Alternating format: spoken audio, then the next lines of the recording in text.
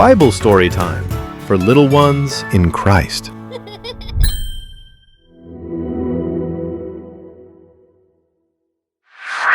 Hi குட்டீஸ், மீண்டும் உங்களை பைபிள் ஸ்டோரிக்கு அன்போடு அழைக்கிறேன். போன வாரம் சோதோம் குமார மட்டத்தின் பாவமும் அதனால் ஏற்பட்ட விளைவும் பார்த்தோம். இன்றைக்கி பாருங்கள், ஆபிரகாமை பற்றி தான் பார்க்க போகிறோம். ஆனால் ஆபிரகாமுக்கு ஏசப்பா இன்றைக்கி ஒரு டெஸ்ட் கொடுக்குறாரு, அதாவது ஒரு பரீட்சை. அது என்ன பரீட்சை அப்படின்னு சொன்னால், ஆபிரகாமுக்கு 100 வயசில் ஒரு குழந்தை கொடுத்தாங்கல்ல, அவனுக்கு என்ன பேர் வச்சாங்க? ஈசாக்குன்னு பேர் வச்சாங்க. ஈசாக்குன்னா நகைப்பு, மகிழ்ச்சி அப்படின்னு பார்த்தோம்ல. இப்போ ஏசப்பா வந்து ஆபிரகாம் கூப்பிட்டாரு. ஆபிரகாமே, நான் உனக்கு ஒரு கட்டளை கொடுக்குறேன். நீ உனக்கு ஒரு பிள்ளை தந்தையில் ஈசாக்கு, அவனை கொண்டு மோரியா தேசத்தில் எனக்காக பலியிடுன்னு சொன்னார். தம்பி தங்கச்சி, எப்படி இருக்கும் பாரு, 100 வயசில் கொடுத்த குழந்தை. சாராளுக்கு எப்படி இருக்கும்? ஐயோ என் செல்லம், என் கண்ணு, என் தேனு, எப்படி கொஞ்சம் விளையாடி இருப்பாங்க. இல்லை, பொம்மை கேட்டால் பொம்மை வாங்கி கொடுத்துருப்பாங்க, சைக்கிள் வாங்கி கொடுத்தா சைக்கிள் வாங்கி கொடுத்துருப்பாங்க. இப்படிப்பட்ட பிள்ளையை கொண்டு பலி கொடுன்னா யாருக்கு தான் கஷ்டம் வரும்? ஆனால் ஆபிரகாமை பாருங்க, யார் சொன்னது? ஏசப்பா. யார் கொடுத்தது? ஏசப்பா. உடனே அந்த ஏசப்பாவுடைய வார்த்தைக்கு கீழ்ப்படிஞ்சு 2 வேலைக்காரனை கூப்பிட்டான். டேய், 2 பேரும் வாங்கடா அப்படின்னு சொல்லி 2 பேரும் கழுதைக்கு மேலே எல்லாம் சேணம் கட்டுங்க, சேணம் கட்டி கொஞ்சம் கட்டை எடுங்க, கத்தி எடுங்க அப்படின்னு சொல்லிட்டு எல்லாம் ரெடி பண்ணிட்டு நேரே 3 நாள் பாருங்க அந்த குட்டி தம்பி. ஆனால் ஒரு பிள்ளை என்ன பண்ண போறாரு? பலி கொடுக்க போறாருன்னு யாருக்கு தெரியாது, ஈசாக்கு தெரியாது. 3 நாள் பிரயாணம் பண்ணோன்னே அந்த மோரியா மலை வந்தது. மோரியா மலை வந்த உடனே வேலைக்காரன்ட்டு ஆபிரகாம் சொன்னார், நீங்கள் நில்லுங்க, நானும் பிள்ளையாண்டானும் அந்த மலை பக்கம் போயிட்டு வரேன்னு சொல்லிட்டு அங்கே அந்த மலையில் போய் கட்டை அப்படியே அடுக்கிறாரு. அப்போ கூட ஈசாக்கு ஒன்றுமே கேட்கல.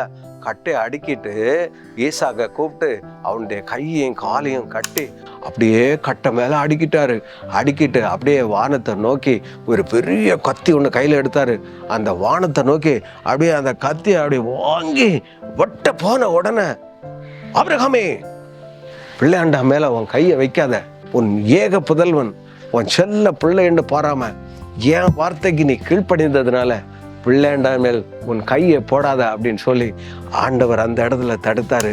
உடனே ஆபிரகாம் கீழ்ப்படிந்து அவன் கையிலையும் காலிலையும் கட்டியிருந்த கட்டுகளை அறுத்து அப்படியே அவனை விட்டாரு.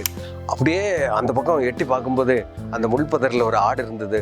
அந்த ஆடை தூக்கிட்டு வந்து அந்த கட்டைக்கு மேலே வச்சு அப்படியே பலி கொடுத்தான். ஏசப்பாவுக்கு நன்றி செலுத்தி அந்த இடத்துல ஒரு பலிபீடம் கட்டினான். அதுக்கு யெகோவா ஈரேன்னு பேர் போட்டான்.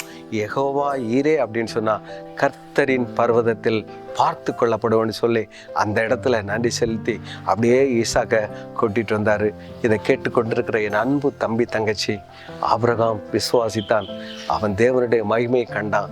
நீ விசுவாசித்தால் தேவனுடைய மகிமையை காண்பாய் என்று சொன்ன வேத வாக்கியம்படி ஆபிரகாம் தேவனை விசுவாசித்தான், அவனுடைய பிள்ளையை காப்பாற்றினார். அதுக்கப்புறம் இந்த ஈசாக்குடைய வாழ்க்கையில் எவ்வளோ பிளஸ்ஸிங் வந்ததுன்னு சொல்வது நம்ம அடுத்த கதைகளில் பார்க்கலாம். சரி, இந்த நாளுக்குள்ள வேத வசனத்தை நம்ம கற்றுக்கொள்ளலாமா? எல்லாரும் என்னோட சேர்ந்து சொல்லுங்க. பிள்ளைகளே, உங்கள் பெற்றோருக்கு கர்த்தருக்குள் கீழ்ப்படியுங்கள், இது நியாயம். எபேசியர் 6:1.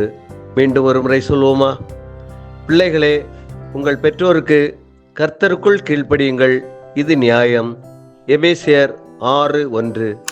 அன்புள்ள ஏசப்பா, ஆபிரகாமுக்கு ஒரு 100 வயதில் ஒரு குழந்தை கொடுத்தீங்க.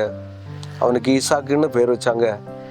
ஆனால் அவனை மோரியா தேசத்தில் பலியிடுவதற்கு சொன்னபோது அவன் கீழ்ப்படிந்து போன ஆண்டவரே, பலி செலுத்த போன நேரத்தில் ஆண்டவரே, நீர் அவனை பிள்ளையாண்டன் மேல் உன் கத்தியை போடாத என்று பாதுகாத்த எங்கள் தெய்வமே, நாங்களும் ஆண்டவரே உம்முடைய வார்த்தைக்கு கீழ்ப்படிந்து ஆபிரகாமை போல் அநேக ஆசீர்வாதங்களை பெற்ற நீர் உதவி செய்ய வேண்டும் என்று சொல்லி இயேசு கிறிஸ்துவின் வல்லமுள்ள நாமத்தில் ஜெபிக்கிறோம். ஜெபங்கேளும் எங்கள் நல்ல பிதாவே, ஆமேன். சரி குட்டீஸ், மீண்டும் வேறொரு கதையுடன் உங்களை சந்திக்கிறேன். பாய்.